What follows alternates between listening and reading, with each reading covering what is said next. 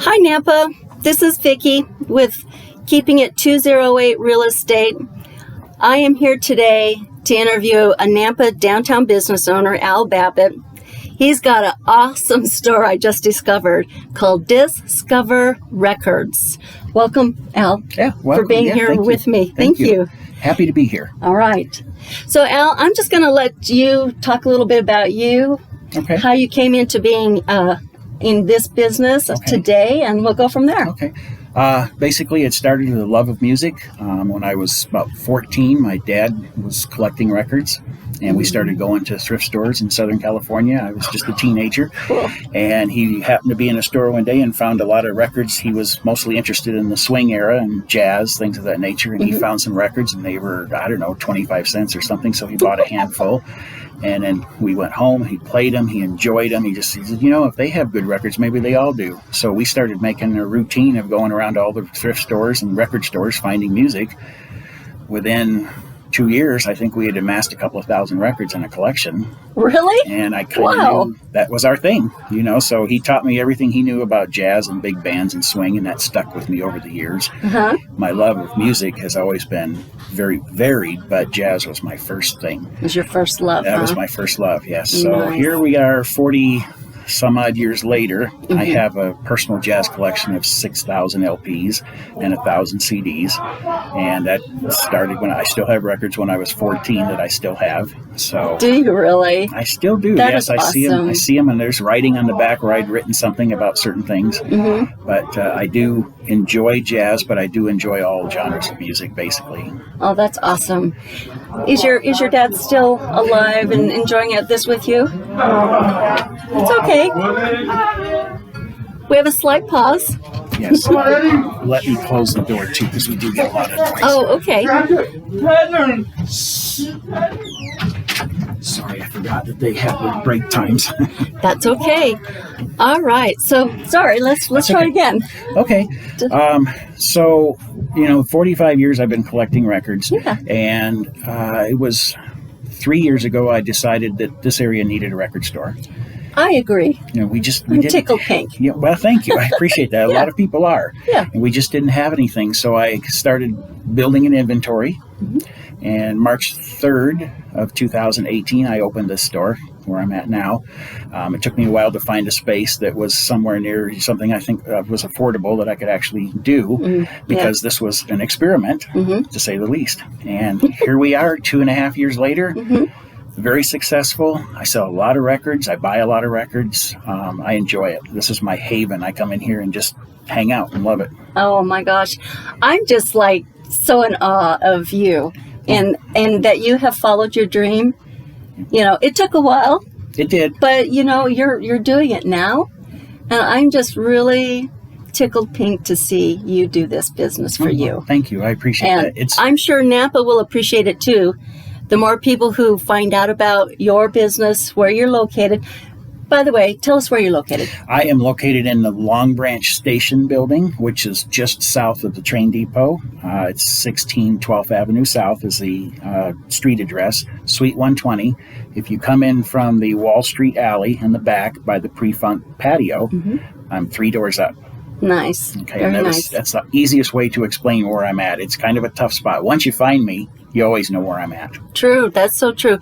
And do you have a social media presence? Facebook. Okay. Yes. What's it called? It's Discover Records. Discover. Just like DISC-COVER. Good. That was a name it took me 10 minutes to come up with. It's like, I needed a name for the business. It's like, well, there's a disc and there's a cover. Discover Records. That sounds perfect. I see. I wouldn't have thought of that personally, but it's always interesting to find out how businesses come up with their names, because sometimes it's just as basic and simple as what he just said, how he named his business, and others come up with other ones. Oh yeah, my daughter came up with that. My little 6-year-old daughter, whatever. It's fun. Yep. It's really fun. It really is. Yes, it didn't take a long time to think about it, and some people. I've had some people say it's a hard name, but I said, well, you're discovering records, and that's kind of where I got the idea. That's so true.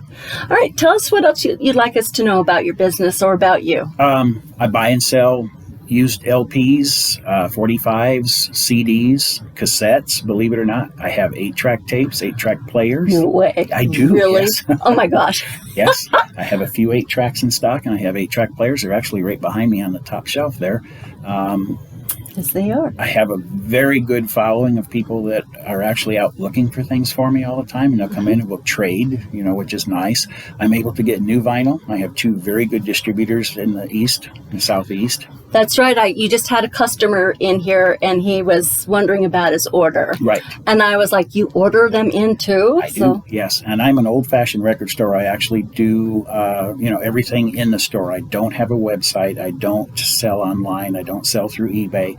I wanted to keep it as kind of old-fashioned retail as I could. And the whole idea was, you come into the record store, you browse through the racks, you pick out the things you like, you take them up to the cash register, and you pay for them the way it used to be when I was a kid. Absolutely. That's what I enjoy. Absolutely. I've only had a couple of people who ever told me they wished I was online. But, quite frankly, being a one-person, sole proprietorship, running it myself, that's a tough thing to do. I know, and so many people want online, but I find the in-person experience to be so much more just intuitive and fun. Absolutely. You can see and feel and touch the records that you're looking at.